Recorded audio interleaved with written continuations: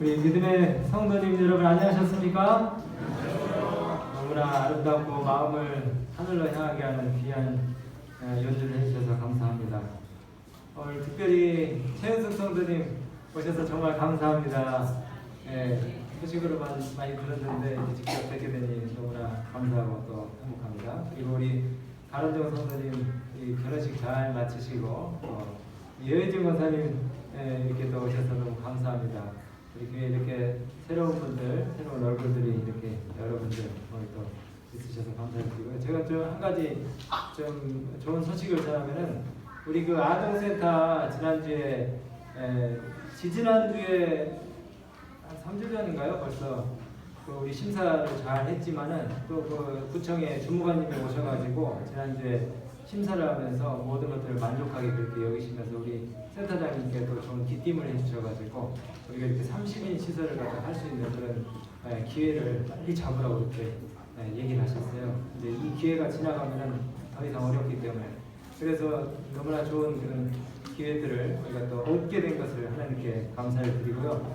이 시설이나 그 다음에 프로그램이나 모든 면에서 좋은 평가들을 받게 된 것 같습니다. 그리고 또 새로운 엄마들이 이 센터에 아이들을 보내고 싶어가지고 아주 여러모로 애를 쓰는 그런 것들을 생각하면서 굉장히 자랑스럽게 생각하고 하나님께 영광을 돌립니다.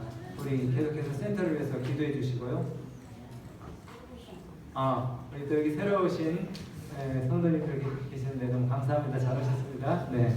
그리고 우리 센터에서 또 그 재현이 어머니 이렇게 지난주에도 오시고 오늘 또 오셨거든요. 윤미도 오고 아동센터를 통해서 또 여러분들이 교회에 오신 것을 감사드립니다. 우리 모두를 위해서도 그렇고 새로 오신 분을 위해서 다시 한번 힘차게 박수 한번 감사합니다.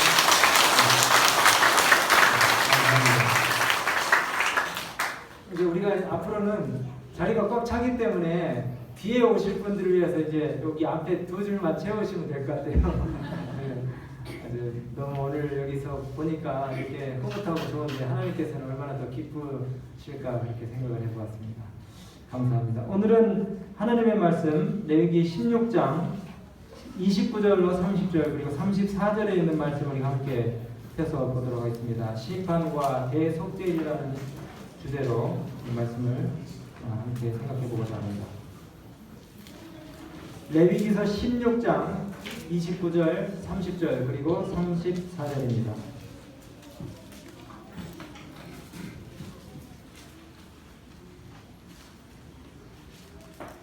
제가 읽겠습니다. 레위기서 16장 29절, 30절 그리고 34절입니다.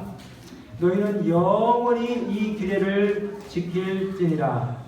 7월 곧 그달 10일에는 너희가 스스로 괴롭게 하고 아무 일도 하지 말되 본토인이든지 너희 중에 우고하는 객이든지 그리하라. 이날에 너희를 위하여 속죄하여 너희로 정결케 하리니 너희 모든 죄에서 너희가 여호와 앞에 정결하리라. 34절입니다. 이는 너희의 영원히 지킬 규례라. 이스라엘 자손의 모든 죄를 위하여 1년에 한 번 속죄할 것이니라. 아론이 여호와께서 모세에게 명하신 대로 행하니라. 아멘. 여러분 한번 생각해 보시고 속으로 답변을 해주시기 바랍니다. 죄인이 죄값을 치러야 된다 하는 이 말에 대해서 여러분들 어떻게 생각하십니까? 죄인은 죄 지었으니까 그 죄값을 반드시 치러야 된다. 어떻게 좀 제가 너무 냉혹하고 잔인합니까? 뭘 인정합니까? 죄의 대가를 반드시 치러야 되는 이유가 무엇일까요? 죄의 대가를 반드시 치러야 되는 이유. 죄를 용인하고 방조하고 만약에 죄를 있는 그대로 그냥 방치해버리고 인정하고 묵인하게 되면은 어떤 현상이 생길까요? 사람들이 죄에 대한 경계심이 사라지고 또 다른 죄와 죄인들을 갖다가 계속해서 만들어내는 그런 그 부실을 그래서 재앙이 어쩌면 오게 될지도 모르기 때문에 예를 들어서 음주운전에 대한 처벌이 아예 없어진다 그러면은 피해보는 사람들이 어떨까요? 계속해서 늘어나고, 그 다음에 그 피해보는 사람들은 그 억울함을 어디다 호소할 길이 없겠죠, 그죠? 여러분, 그 각국에 음주운전 처벌에 다양한 규정들이 있는데요. 태국에 가면은 음주운전을 하다 걸린 사람들한테 영안실에 가서 시체를 닦게 하고, 그 다음에 시신들을 갖다가 운구하는 사회봉사를 시킨답니다. 미국은 뭐 많이 들으셨겠지만은 벌금과 함께 변호사 수임료를 그 음주운전하는 사람이 다 지불을 할 뿐만이 아니라 시동 잠금 장치를 갖다가 부착해버려요. 그래서 다시는 술을 마시지 못하도록 해요. 엄격하게. 싱가포르, 이 법이 세기로 유명한 싱가포르는 최대 410만 원의 벌금에다가 6개월을 갖다가 감옥에다 집어넣습니다. 근데 만약에 재범일 경우에는 그것이 2배가 돼요. 벌금이 820만 원이 되고 1년을 갖다가 감옥에 집어넣고, 상습범은 아예 그 주요 언론사 신문에다가 일면에다가 그 범인을 갖다가 공개를 시켜버립니다. 그 다음에 여러분, 싱가포르 가서는 절대로 코딱지를 파면서 운전하시면 안 됩니다. 네, 벌금이 82만 원이에요. 네, 왜냐면 운전 부주의로. 네, 그러니까 여러분, 코 파시면 안 됩니다. 싱가포르에서는. 네. 제가 설교 시간에 이런 것까지 알려드려야 됩니까? 네. 어쨌든 죄를 처리하는 과정에서 죄에 대한 대가를 반드시 뭐 해야 된다는 겁니까? 치러야 된다는 것이고, 만약에 그것이 너무나 냉혹하고 몰인정하다면은 누군가 대신해서 그 사람을 사랑하는 사람이 대신 뭡니까? 그 죄값을 치르라 이거예요. 그래서 우리 성경에 보면은 죄인들에게 은혜를 끼치는 어떤 사람이 나타나가지고 우리의 인간의 죄값을 갖다가 대신 물어주는 것이 뭡니까? 죄의 대속이라고 우리가 얘기를 하고, 그 다음에 속죄라고 그렇게 표현을 하고 있습니다. 죄의 값, 죄로부터 오는 벌, 고통을 아예 그냥 면제하고 그냥 눈 감아주는 것이 아니고, 내 대신 누군가가 그 죄의 대가를 치르기 위해서 고통을 당한다는 이 사실이 엄청난 은혜를 우리에게 끼치고 있는 것입니다. 그래서 죄에 상응하는 대가를 치렀기 때문에 그 사람이 완전한 자유와 완전한 뭡니까? 기쁨을 누릴 수가 있다는 것이죠. 여러분, 다시 말씀드리면은 대속이라는 것은 쉬운 말로 죄인이 죄값을 지불할 수 없을 경우에 누군가가 그 대신 몸값을 지불하고 그 사람을 자유케 해준다는 의미가 있는 것입니다. 여러분, 우리가 우리 스스로 죄인인 것을 인정하고 우리 대신 죽으신 어린 양의 대속의 필요를 느끼는 것이, 그리고 그것을 받아들이는 것이 신앙의 핵심이라는 사실을 우리가 잘 알고 계시죠. 구약의 제사제도, 오늘 레위기 16장의 말씀 우리가 읽었는데요. 구약의 제사제도는 참 많은 것들을 우리로 하여금 생각해야 합니다. 이게 그냥 양 한 마리 뚝딱 도살하고 잡아서 끝내버리는 것이 아니고, 양을 잡아서 피를 드리는 그 예식은 참 여러 가지 것들을 우리에게 생각하게 해요. 여러분, 한번 상상해 보세요. 회개하고 죄 용서함을 받기를 원하는 죄인이 양 한 마리를, 내 죄를 대속하기 위해서 희생당해야 될 양 한 마리를 고삐를 잡고 그 사람들이 살고 있는 텐트 사이를 쭉 지나가지고 성소가 있는 곳까지 걸어간다고 한번 생각해 보세요. 사람들이 얼마나 수군거리고, 저 사람 저 가늠죄로 저렇게 죄 지어가지고 지금 용서받기 위해서 양을 끌고 가는구나 하면서 사람들의 손가락질이 있을지도 모르고, 사람들의 비아냥거림, 그 다음에 조소와 조롱이 있을지도 모릅니다. 그런데 그 부끄러운 죄를 고백하기 위해서 흠 없는 양 혹은 염소를 끌고 이제 제사장 앞에 가는 것이에요. 그리고 그 양을 잡을 때에 그 죄를 갖다가 전가시키기 위해서 제사장이 머리에 손을 얹고 안수기도를 하고 이렇게 할 때에 얼마나 마음 가운데 부담과 수치를 느끼겠습니까? 그렇죠? 그 고통스러운 과정들이 계속되는 것이에요. 그리고 이제 이 부분에서 여러분 더 많은 생각을 우리가 하게 되는데, 이 양을 어떻게 합니까? 자기 손으로 죽여요. 양의 목을 갖다가 따가지고 피가 나는 것입니다. 그 피가 철철철철 흐르는 모습을 보면서 내 죄가 얼마나 정말 흉악하고 정말 더러운 것인지를 또 다시 한번 죄인이 깨닫게 되는 것이, 생각하게 되는 것입니다. 그리고 이제 제사장은 그릇에다가 피를 받아가지고 성소 안에 들어가서 죄를 범한 이 죄인을 위하여 신성한 율법에다가 그 피를 뿌리는, 그리고 법계의 휘장에다가 피를 뿌리는 이와 같은 일들을 하면서 법의 요구를 만족시킵니다.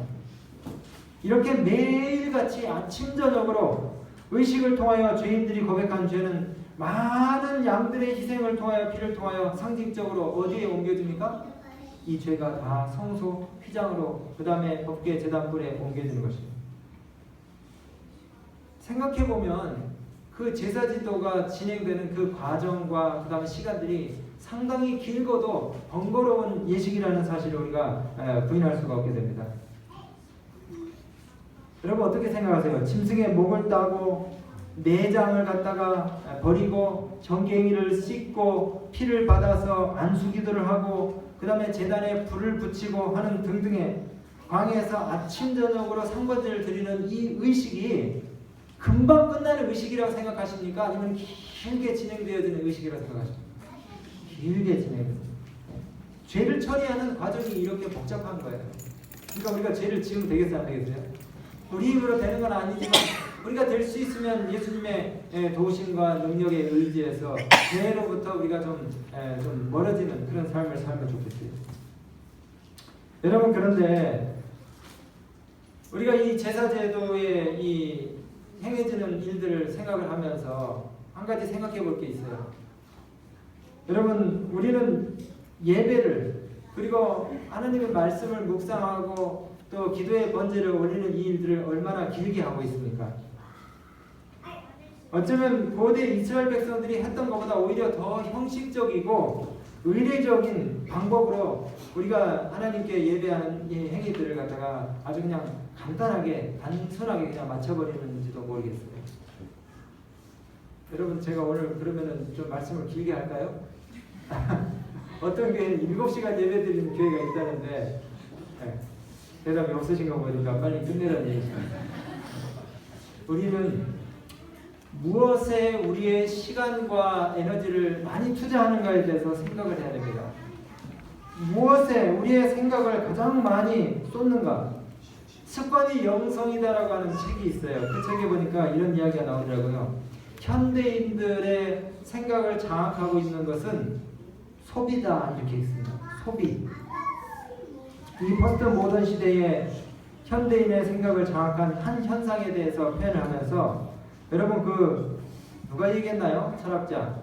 나는 생각한다. 고로 존재한다. 이 표현을 바꿔가지고 나는 소비한다. 고로 나는 존재한다. 이런 말을 만들어냈어요.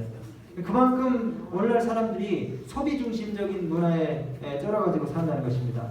이 요한계시록에 보면은 상고의 시대, 장사꾼의 시대가 오늘의 시대라고 말하고 있어요. 물건을 사고 파는 일에 모든 시간을 다 써버릴 뿐만이 아니라 생각과 마음이 온통 사람들이 거기가 있어요. 물건을 사고 파는 것. 우리가 무의식적으로 사랑하는 것들이 우리의 습관을 만들어낸다고 하죠. 근데 어떤 한 종교학 교수가 쇼핑몰, 백화점의 성스럽고 종교적인 기능에 대해서 이렇게 표현을 했습니다. 쇼핑몰은 현대인들의 종교다 이렇게 얘기했어요. 교회 가는 것보다 쇼핑몰 가는 게 더 즐겁다 이거예요. 오늘날 세상 사람들. 스트레스에 지친 현대인들이 도피처와 같이 성소와 같이 피해가는 곳이 어디냐면 쇼핑몰입니다. 그래서 우리 여자분들은 스트레스 쌓이면 어디 가면 스트레스 풀립니까? 백화점, 마트, 쇼핑몰에 가면은 야 그래 우리 스트레스 받는데 쇼핑이나 하자 이러잖아요. 바쁜 일상에 쫓겨가면서 스트레스 받는 이 사람들이 무시간적 통제가 이루어지는 시계가 없어요. 백화점은 마음껏 쇼핑하고 호주머니 털으라고 없습니다. 시계가. 그래서 시계도 없고 그 다음에 창문이 있으면은 시간 가는 걸 알고 사람이 원래 나가잖아요. 근데 창문이 없어요. 백화점에 창문이 없기 때문에 해가는 줄 모르고 쇼핑을 문 닫을 시간까지 하는 것입니다. 우리 여자분들 조심하시고. 그래서 무시간적 통제가 이루어지는 이곳에서 그런데 이 소비 행위가 마치 그 구속의 행위처럼 그렇게 묘사가 되는데 이 세상에 깨어진 슬픔과 절망을 해결하려는 심리적인 치료가 그리고 마음의 우울함을 가려주는 그와 같은 휴식을 제공하는 예배 행위처럼 이 쇼핑을 하는 이 행위가 그렇게 사람들에게 존경과 숭배를 받고 있다는 것입니다. 여러분 혹시 그 브랜드 충성도라고 하는 얘기 들어보셨습니까? 브랜드 충성도, 아주 어떤 한 상표에 열광하는 그런 그 쇼핑족들이 또 있어요. 그래서 애플과 페이스북 같은 슈퍼 브랜드 효과에 대해서 이렇게 이제 연구를 한 학자가 있었는데, 애플교 신자들처럼 열정적으로 자신이 정말 그 종교처럼 그렇게 사랑하는 그 브랜드가 있는 사람들의 뇌 활동을 갖다가 연구를 했어요. 분석을 했어요. 그랬더니 종교적인 이미지가 신앙인의 두뇌를 자극하는 것과 똑같은 방식으로 이 어떤 특정 상품, 특별히 이 애플 제품이 사람들의 두뇌의 특정 부분을 갖다가 자극한다는 사실을 과학자들이 발견했어요.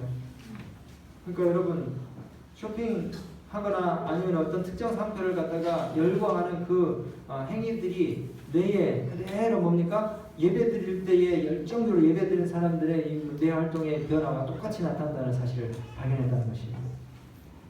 그러니까 쇼핑이 종교가 되겠습니까? 안 되겠습니까? 소비주의가, 상품주의가 이 마지막 시대에 종교가 충분히 될 수가 있다는 것입니다. 여러분, 그런데 새로운 멋진 상품, 우리의 호기심을 만족시키는 그런 그 제품들이 일정 기간 얼마간의 우리에게 매력과 화려함을 줄 수 있을지 모르지만 그 눈부심이 금세 지나갑니까? 안 지나갑니까? 금세 지나가요. 여러분, 우리는 예수님 안에서 우리의 영성을 형성하기 위해서 수많은 습관 형성이 필요합니다.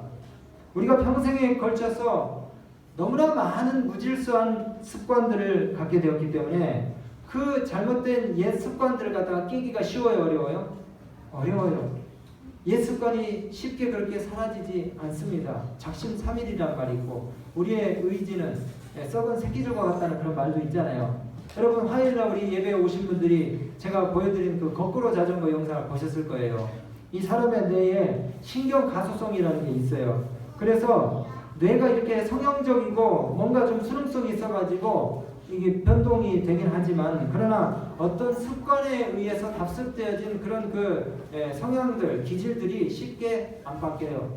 그래서 그 거꾸로 자전거 실험을 통해서 보신 바와 같이 25년 동안 타오던 그 자전거의 핸들을 갖다가 오른쪽으로 틀면 오른쪽으로 가고 왼쪽으로 틀면 왼쪽으로 가는 자전거가 이 모든 자전거의 이 공통적인 원리인데, 반대로 그것을 바꿔가지고 용접을 해서 만들었어요. 그래서 오른쪽으로 틀면 자전거 왼쪽으로 가고 왼쪽으로 틀면 오른쪽으로 가게 자전거를 구상을 해놓고 사람들한테 타보라는데, 자전거를 일반적으로 배운 사람들은 그 자전거를 쉽게 탑니까? 못합니까?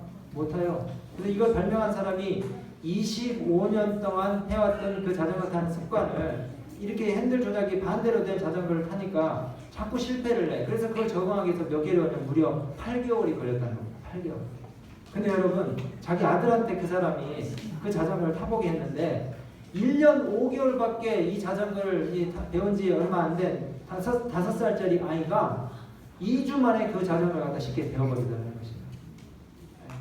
이 습관 형성이 어렸을 때 그렇게 쉽게 된다는 것입니다.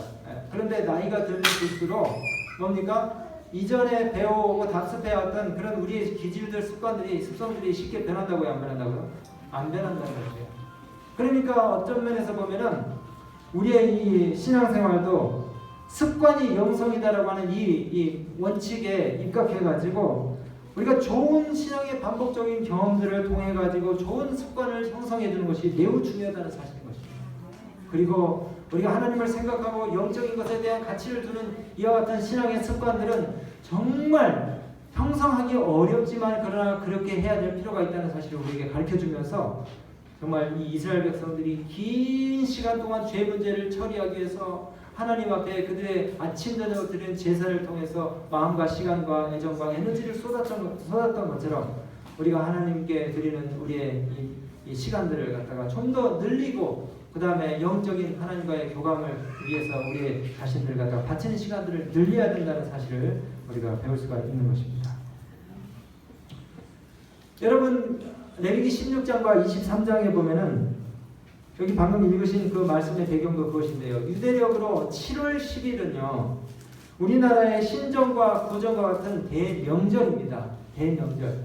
왜 대속죄일이 유대인들에게 대명절이 되었겠습니까? 그날 뭐 세뱃돈 받아서 그렇겠습니까?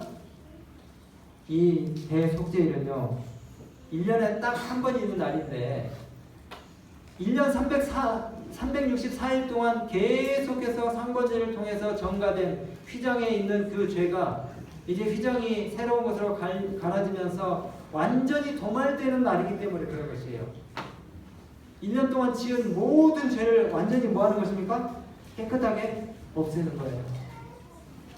대속죄일날 대제사장의 봉사를 통해 가지고 죄가 옮겨진 것들이 완전히 제거되는 특별한 날이 바로 이 대속죄일이었기 때문에 이스라엘 백성들이 그 날을 갖다가 기다리고 또 그 날을 엄숙하게 보냈을 뿐만 아니라 그 날을 기뻐했던 것입니다. 대속죄일에 2마리의 염소가 사용이 됐습니다. 제사를 위해서 2마리의 염소. 여러분 많이 들으셨겠지만 대속죄일에 이 2마리의 새끼 염소를 성막문으로 끌고 옵니다. 그리고 제비를 뽑아요. 심지뽑기를 해가지고 한 제비는 먼저 여호와를 위해서 이 염소를 갖다가 분정하는 데 사용을 하고 다른 제비는 아사셀을 위한 염소를 위해서 이제 뽑습니다. 첫 번째로 뽑힌 염소는 백성을 위한 속죄 제물로 죽임을 당하는데 대제사장이 그 피를 가지고 어디로 들어갑니까? 성소로 들어가요. 그리고 피를 휘장 안으로 들어가서 속죄소 앞에다가 뿌립니다. 속죄소 위에 뿌려요. 그러면서 레위기 16장 16절에 말씀하신 대로 이스라엘 자손의 부정과 그 범한 모든 죄를 위하여 지성소를 위하여 속죄하고 또 그들의 부정한 중에 있는 회막을 위하여 속죄한다고 이렇게 말씀하고 있어요. 여러분 그렇게 하고 죄의 처리 과정이 끝납니까? 첫 번째 염소의 피를 갖다 뿌렸다고 해가지고 지성소의 봉사를 했다고 해가지고 속죄의 과정이 끝납니까? 아니에요. 아직 안 끝났습니다. 백성들은 계속해서 바깥에서 뭐하고 있는 것입니까? 엄숙한 마음으로 자신들의 죄가 용서함을 받게 해주시라고 엄숙한 마음으로 지금 기도하고 있어요. 아직 죄의 처리 과정이 끝나지 않았습니다. 이제 대제사장이 거기서 뭐 하는 것입니까? 나와야 되는 것이에요. 성소에서 나오면 누가 기다리고 있습니까? 무엇이 기다리고 있습니까? 아사셀 염소가 기다리고 있어요. 아사셀 염소. 다시 이 아사셀 염소는 죽이지 않아요. 다만 이 제사장이 그 아사셀 염소의 머리에다 소를 얹고 이제 백성들의 죄를 가지고 이 제사장이 다 자기 몸에 전가된 죄를 가지고 나와가지고 아사셀 염소 머리에다 안수기도를 하면서 그 죄를 갖다가 다 전가를 시킵니다. 그리고 이 전가된 죄를 짊어진 아사셀 염소가 광야로 쫓김을 받아요. 무인지경의 광야로 이 아사셀 염소가 갑니다. 그때의 속죄의 모든 과정이 끝나는 것이에요. 여러분 죄를 처리하는 과정이 방법이 간단합니까? 간단하지 않습니까? 간단하지 않아요. 매우 복잡하고 긴 과정을 통해서 마음을 졸이는 그와 같은 긴 회개의 시간들이 필요합니다. 전가 계속해서 죄를 옮기는 그런 과정들, 그 다음에 그 죄를 처리하기 위해서 긴 시간들. 그러므로 여러분 할 수만 있으면 우리가 죄를 덜 짓는 게 좋지 않겠습니까? 예수님의 도우심과 은혜로 우리가 죄로부터 좀 멀어지는 그런 삶을 살아야 될 것이에요. 그렇지 않으면 긴 시간 동안 복잡한 절차를 통해서 여러 사람들이 괴로워하고 어려워지는 그런 일들이 생깁니다. 여러분 저도 이 성격이 교회에서는 안 나오는데 집에서는 가정에서는 이 성질이 나와요. 성질이. 그래서 참으면은 괜찮은데 이걸 내가 하고 싶은 얘기를 그냥 더 해버리고 내 자신을 위해서 그냥 막 다 뱉어버리고 소리를 지르고 이렇게 하면은 어떻습니까? 여러 사람이 고통을 받고 일이 점점 더 복잡해지고 문제나 사안의 본질과는 다르게 이 상황이 엉뚱한 데로 가는 것을 많이 보게 돼요. 근데 그때 기도를 하고 침묵을 하고 마음을 가다듬고 그냥 가만히 좀 앉아있고 이 시간이 어쨌든 지나가리라 하고 있으면은 시간이 지나면은 조용해지고 문제가 안 생기더라고요. 근데 그거를 바깥으로 이렇게 표현을 하게 될 때에 여러 사람들이 고통을 받고 제 자신도 스스로 자책하게 되는 그런 엉뚱한 상황이 생기게 되죠. 여러분 죄를 처리하는 과정이 복잡하고 번거롭다는 사실을 생각하고 정말 하나님의 은혜로 우리가 죄로부터 자유함, 멀리함을 받는 그런 축복과 특권을 누리시게 되길 바랍니다. 죄의 완전한 도말이 대속죄에 이루어지고 있다는데 여러분, 희생제물의 피가 죄를 완전히 속하지는 못합니다. 이 죄의 율법의 선고에서 완전히 해방되기 위해서는 죄인의 생명을 요구하는 율법의 요구가 충족되기 위해서는 대속물이 필요해요. 이 대속물이 되기 위해서 누가 오셨어요? 예수 그리스도께서 공로 없는 우리 죄인들을 갖다가 용서하시고 회복시키기 위해서 예수 그리스도께서 십자가에 죽으셨습니다. 여러분, 그리고 그분의 피가 속죄소에 뿌려지셨습니다. 그리고 죄인의 생명을 요구하는 율법의 요구를 주님께서 충분히 충족시키셨습니다. 이제 사단이 더 이상 예수님을, 하나님을 대항해서 딴지를 걸 이유가, 핑계가 하나도 없는 것이에요. 공의가 완전히 만족되었습니다. 여러분, 우리가 잘 아시는 것처럼 이 지상의 성소는 하늘 성소의 원형인 하늘 성소의 모형을 따라서 그대로 지어졌습니다. 그 근거가 히브리서 8장 5절에 하늘에 있는 것의 모형과 그림자로 모든 봉사가 수행되었다고 말씀하고 계시고요. 사도 바울도 장막과 섬기는 일에 쓰는 모든 그릇들이 완성됐을 때에 또 그것들은 하늘에 있는 것들의 모형이었다고 그렇게 말씀하고 있습니다. 사도행전 7장 44절과 히브리서 9장 21절 23절에 그렇게 말씀하고 있어요. 만왕의 왕께서 거하시는 이 하늘 성전 그곳에는 그분에게 수종하는 천천만만의 천사들이 있다고 다니엘 7장 10절에 또 기록하고 계십니다. 여러분, 하늘 성소에 관한 중요한 진리와 우리 인간들의 죄의 구속을 위하여 거기서 행해지는 위대한 사업들을 통해서 그리고 그 봉사들을 통해서 배울 수 있는 교훈들이 참 많이 있어요. 그래서 바울은 히브리서 9장 24절에 이렇게 말씀했습니다. 그리스도께서는 참것의 그림자인 손으로 만든 성소에 들어가지 아니하시고 오직 참 하늘에 들어가사 이제 우리를 위하여 하나님 앞에 나타나신다, 그렇게 말씀하셨어요. 제가 지난주에 어딜 가다가 이렇게 라디오를 틀어가지고 이 방송 내용을 듣게 되었는데 거기 한 신부님이 그 속죄의 교리에 대해서 이렇게 이제 설파하시는 것을 제가 듣게 됐어요. 그러면서 오늘 그 레위기 16장에 있는 말씀과 비교를 해가지고 제가 이제 생각을 해보게 됐습니다.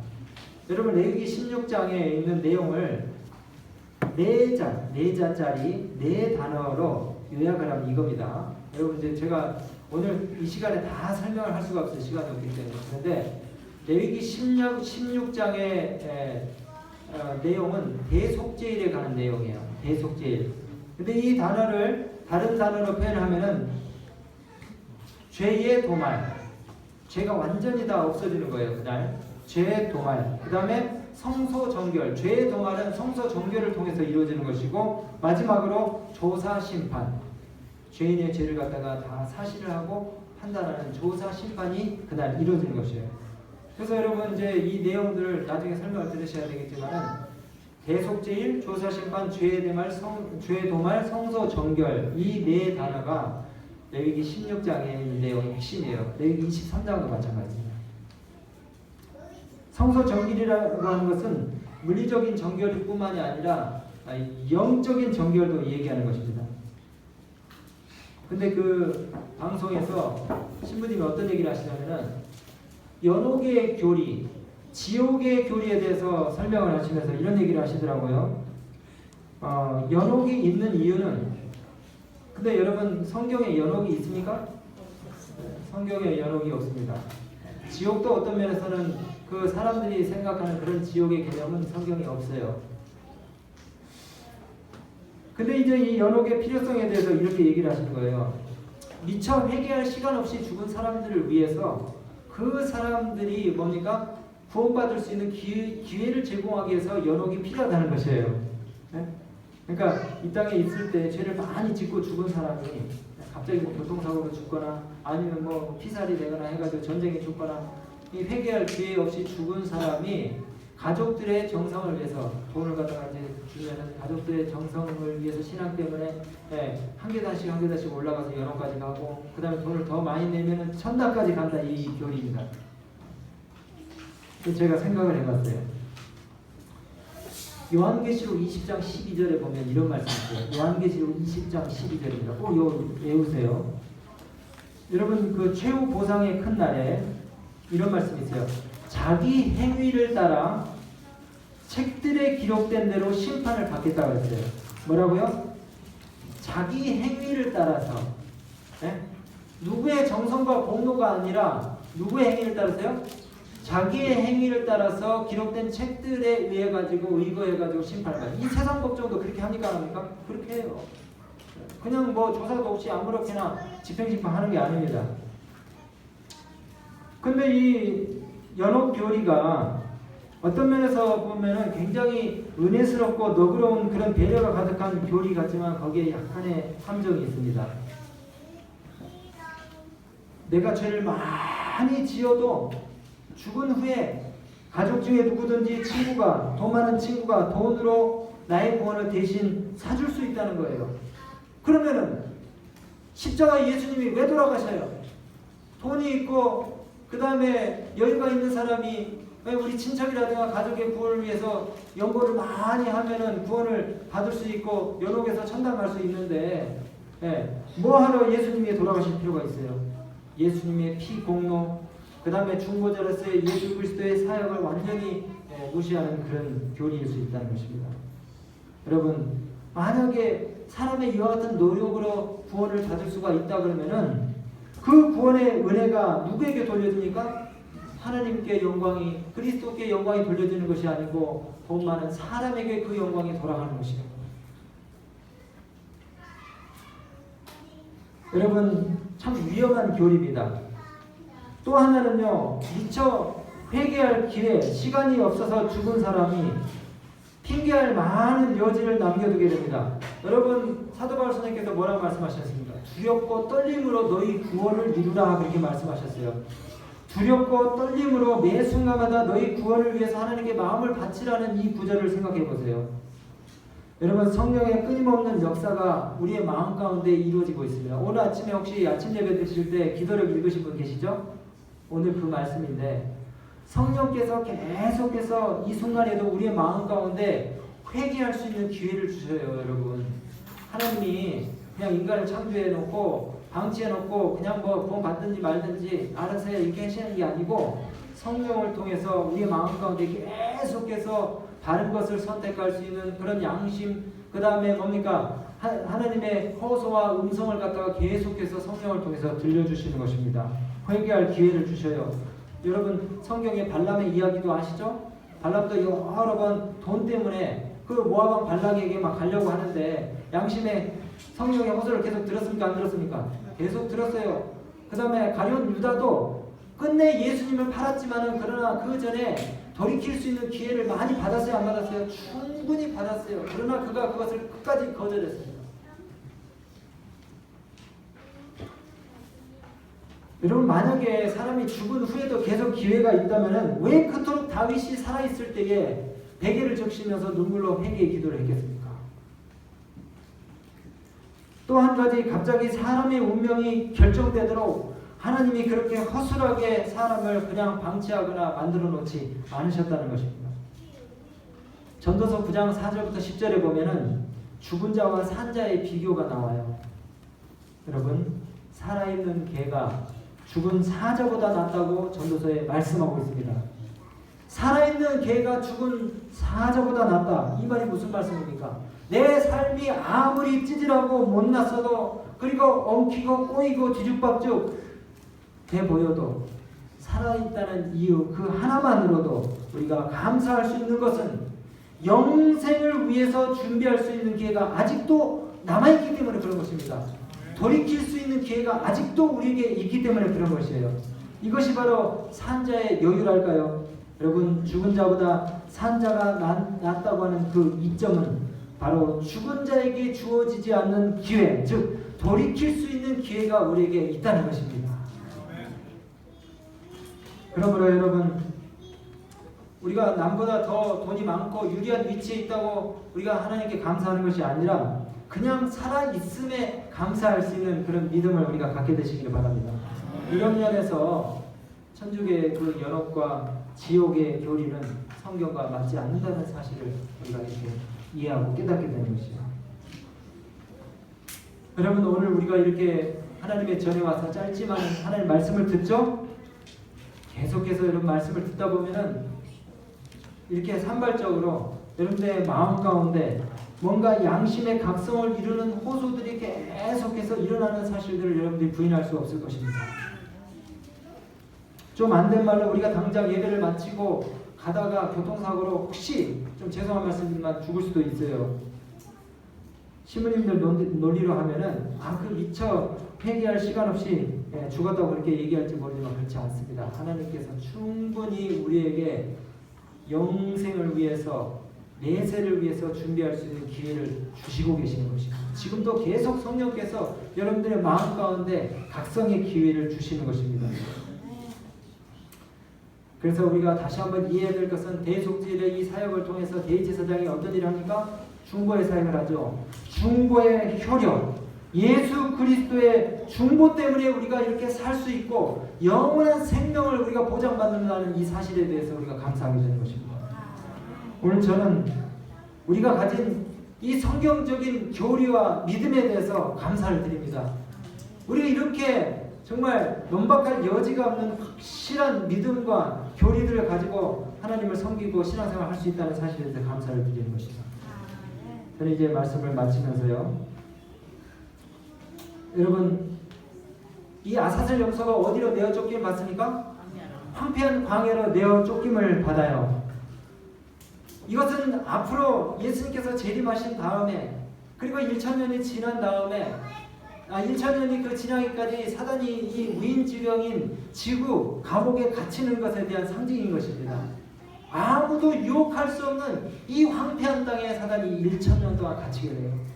그리고 난 다음에 새 예루살렘 도성이 뭡니까? 1,000년 동안 하늘 왕국에서 행복한 시간을 보내다가 내려오는 이 하늘 성도들이 이제 이 지구에 내려올 때에, 그때 악이 완전하게 소멸될 것입니다. 죄가 완전히 소멸될 것이에요. 그러면은 구원받은 백성들이 영원토록 그리스도께서 제공하신 그 같은 의의 선물인 영생을 우리가 자랑하면서 축하하면서 영원한 해를 우리가 누리면서 행복하게 살 것입니다. 그 영원한 행복한 시간들 속에 우리 모두가 다 참여하시게 되기를 간절히 바랍니다. 여러분, 마지막으로 대제사장이 지성소에 들어갈 때 뭘 입습니까? 화려한 그 에봇을 벗고, 방금 뭡니까? 이 보석들이 달린 그 옷을 벗고 흰 뭡니까? 세마포 옷을 입어요. 자랑할 것이 없는, 인간의 의의를 자랑할 것이 없는 오직 그리스도의 의로 짜여진 그 세마포 옷을 입고 이제 이 지성소에 들어가지고 봉사하는 것입니다. 오직 예수 그리스도의 은혜, 오직 예수 그리스도의 공로만이 우리의 영원한 생명을 보장한다는 사실을 기억하시고 예수님이 주인 되시는 삶, 그리고 예수님을 여러분의 삶을 통해서 광채처럼 드러내는 그런 삶을 사시게 되기를 간절히 바랍니다. 하나님의 은혜가 저랑 한 주간 동안도 우리의 삶 속에 충만히 역사하시게 되기를 바라면서 말씀을 마치겠습니다.